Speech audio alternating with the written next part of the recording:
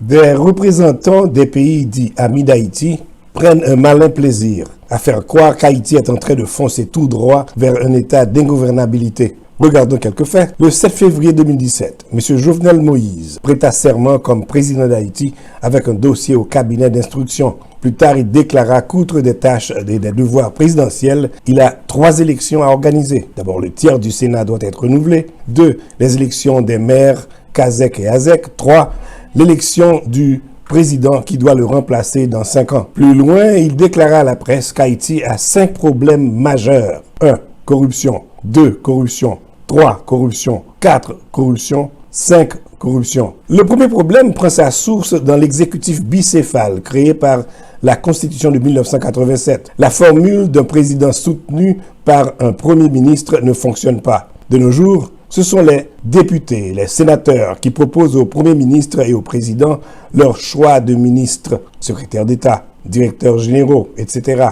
De fait, le rôle de contrôle échappe aux parlementaires car ils ne peuvent pas contrôler leur propre ministre. Ainsi donc, le poste de Premier ministre est potentiellement embarrassant avec un Parlement corrupteur et corrompu. Deuxième problème. En 2010, le gouvernement de René Préval proposa au Parlement une version amendée de la Constitution de 1987. Cette dernière avait été acceptée et votée par le Parlement, abrogeant ainsi la Constitution de 1987. Mais la version amendée n'a jamais été publiée. Par la suite, les décrets pris par le gouvernement trouvent leur justification dans l'une ou l'autre version selon les caprices de l'exécutif. Or, un pays ne peut pas avoir 2 constitutions. Donc, nous vivons encore en 2018 dans un vide constitutionnel. Troisième source de corruption.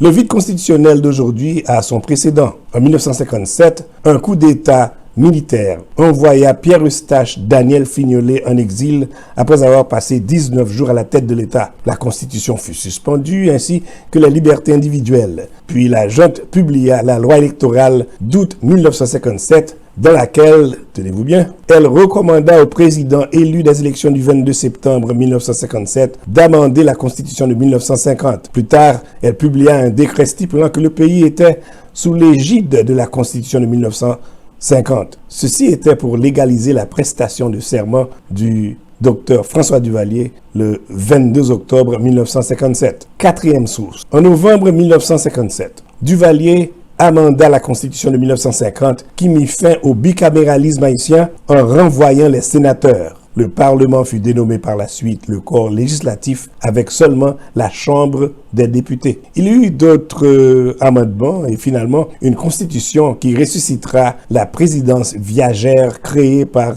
Alexandre Pétion. Vous connaissez mieux que moi le reste de cette partie de notre histoire. 5e source de problèmes majeurs. Que se passe-t-il maintenant en Haïti? Sous l'initiative du président de la République, l'État haïtien doit maintenant financer les partis politiques déjà affaiblis, démunis, discrédités. Et vous pensez que ces nouveaux bénéficiaires des fonds publics vont mordre la main nourrissante du gouvernement? Les structures électorales sont les mêmes. Le pouvoir peut multiplier ses manœuvres pour créer 2 institutions fondamentales dans l'avenir de la démocratie haïtienne. Le Conseil électoral permanent et le Conseil constitutionnel. Point barre. Haïti traverse des crises aux dimensions intolérables. En vérité, je vous le dis, là où le niveau de misère inhumaine atteint sa limite d'élasticité, les exploiteurs deviennent les provocateurs de la révolution. Pourra-t-on remonter le courant avec fierté, dignité et surtout sans interférence? Qui vivra, verra, que sera, sera. Vous êtes sur Kajou.tv, la station qui fait l'éloge